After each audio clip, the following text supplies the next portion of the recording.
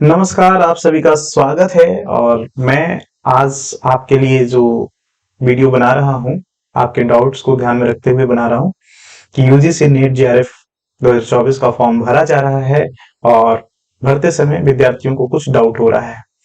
तो आइए देखते हैं कि फॉर्म भरते समय कहाँ डाउट हो रहा है और किन बातों का ध्यान रखना है। देखिए, मुख्यतः अगर आप फॉर्म भर रहे हैं तो वो 3 पार्ट में होता है। एक तो रजिस्ट्रेशन करना है, दूसरा एप्लीकेशन फॉर्म फिलअप करना है जिसमें आपको अपने डिटेल्स डालने हैं और फिर पेमेंट करके फाइनली सबमिट कर देना है। बिना पेमेंट का आपका सक्सेसफुल नहीं होगा, ठीक है।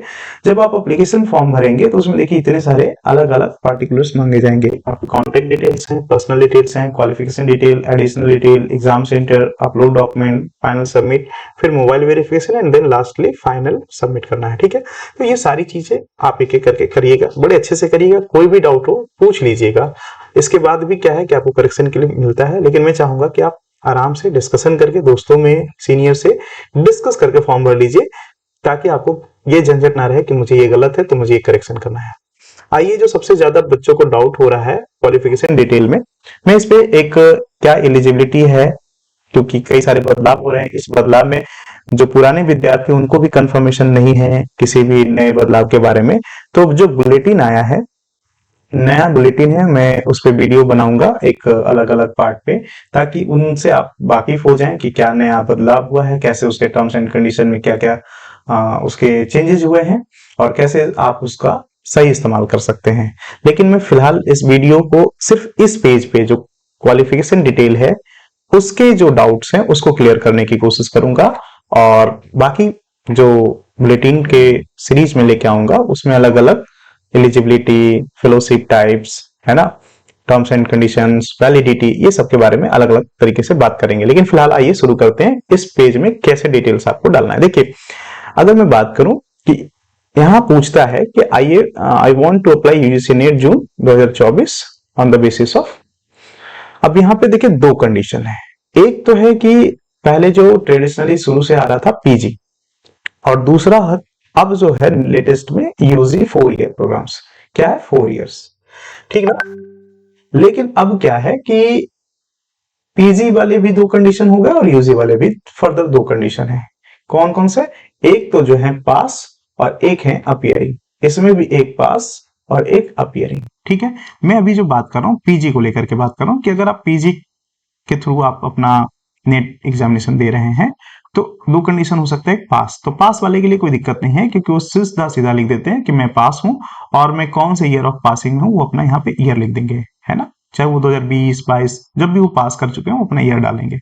कंफ्यूजन अपियरिंग को लेकर के है, क्या है, क्योंकि यहाँ पे जो ईयर ऑफ अपियरिंग या पासिंग जो लिखा है उसमें बच्चे क्या डालें, यहाँ पे 2 तरीके की बातें मतलब उठ रही है। एक तो ये कि यहाँ पे अपियरिंग, भाई सभी लोग अपियरिंग में हैं, तो जो एमए फर्स्ट ईयर वाले विद्यार्थी हैं या एमए फाइनल ईयर वाले जो विद्यार्थी हैं, यानी ये जो फाइनल ईयर वाले यानी सेकेंड ईयर हो गए और ये फर्स्ट वाले, और एक जो कैटेगरी है तीसरा जो है जो बीए फाइनल ईयर वाले बच्चे हैं, बीए थर्ड ईयर वाले जो बच्चे हैं, जो यूजी 4 इयर्स प्रोग्राम के तहत नहीं बल्कि बीए 3 इयर्स प्रोग्राम के तहत कर रहे हैं, यानी यूजी 3 इयर्स प्रोग्राम के तहत कर रहे हैं उनके लिए, ठीक है ना। तो ये 3 अलग अलग कंडीशंस के मैं देखता हूं कि क्या डालना चाहिए। तो ये जो राय बन रही है कि भाई ये अपियरिंग तो तीनों होंगे, अगर एमए फाइनल ईयर में अभी है लेकिन अभी उनके पास सर्टिफिकेट नहीं है तो वो अपियरिंग डालेंगे। एमए फाइनल है तो भी अभी, या फर्स्ट ईयर है तो अपियरिंग है, बीए थर्ड ईयर भी अपियरिंग है, तो उनको एक ही ईयर डाल देना चाहिए सीधा सीधा 2024, ठीक है। ये पहला ओपिनियन ऐसा बन रहा है। दूसरा ओपिनियन ये है कि भाई ये नहीं है, जबकि ये पूछा जा रहा है कि एक्सपेक्टेड ईयर ऑफ पासिंग आपका क्या हो सकता है अगर आप अपियरिंग में हैं तो। जैसे एमए फाइनल वाले अगर अभी हैं तो 2024 में इनका क्या हो जाएगा कि कंप्लीट हो जाएगा, तो ये 2024 अपना डाल दें, ठीक है। एमए सेकंड ईयर वाले, सॉरी एमए सेकंड ईयर वालों के लिए 2024 मैंने कहा, और एमए अगर फर्स्ट ईयर में है तो वो क्या है कि वो इस साल नहीं अगले साल करेंगे, तो 2025 में उनका क्या हो जाएगा कि कंप्लीट हो जाएगा, तो 2025 लिख दें। बीए वाले फिर क्या लिखें, क्योंकि ऑप्शन में 2026 तो दिखा नहीं रहा है, तो मैं बीए वालों को क्या करना चाहिए, यही कंफ्यूजन है क्लियरली ना। अब इसमें मेरा क्या है कहना, मेरा कहना है कि मैं सेकंड वालों के साथ जाऊंगा कि यहाँ पे सभी लोग अपियरिंग 2024 ही नहीं डालें, बल्कि ये इसलिए है क्योंकि देखिए ये कहा जाता है कि नेट की जो वैलिडिटी है वो मास्टर्स के ऊपर ही है, और उसमें नेट के सर्टिफिकेट पे लिखा जाता है कि 2 साल के अंदर अगर आपके पास एमए का डिग्री आ जाएगा तो आपकी वैलिडिटी इसको यूटिलाइज कर सकते हैं। ठीक है, इस सर्टिफिकेट पे लिखा होता है सीधा सीधा। तो अब जो है ये सर्टिफिकेट काम तभी करेगा जब आपके पास एमए है, पीजी है। तो यही आपसे पूछ रहा है, अगर आप यूजी 4 ईयर प्रोग्राम लगाएंगे तो वहां भी वही है कि वो यूजी प्रोग्राम अगर कंप्लीट हो जाता है तो एक एक्सपेक्टेड आप बता दीजिए कि कब तक पूरा हो जाएगा। ठीक, तो जो फर्स्ट ईयर वाले होंगे, एमए फर्स्ट ईयर वाले, वो तो 2025 में पूरा कर लेंगे। तो लिख दें कि 2025 हमने कर दिया है भाई, 2025 तक मेरा एक्सपेक्टेड पासिंग होने का है। जो फाइनल सेकेंड ईयर वाले होंगे वो 2024 ही लिख देंगे कि 2024 में उनका कंप्लीट हो जाएगा। बीए वालों के लिए मैं ये कहूंगा, जो बीए फाइनल वाले हैं, कि भाई आप भी क्या कर दीजिए, थर्ड ईयर वाले, कि आप भी 2025 डाल दीजिए कि एक्सपेक्टेड में 2025 में हो जाएगा मेरा। देखिए अब यहाँ पे डाउट है कि सर 25 में तो हो ही नहीं पाएगा, क्योंकि अगर उनका भी एडमिशन चल रहा है तो मान के चलिए कि मई तो जून तक एडमिशन हो जाता है, तो जून से अगले साल 2024 में करेंगे तो 2025 और 2026 तक के जून में, मतलब 2026 में चले जाएंगे, उनका सर्टिफिकेट हो जाएगा एमए कंप्लीट होते समय।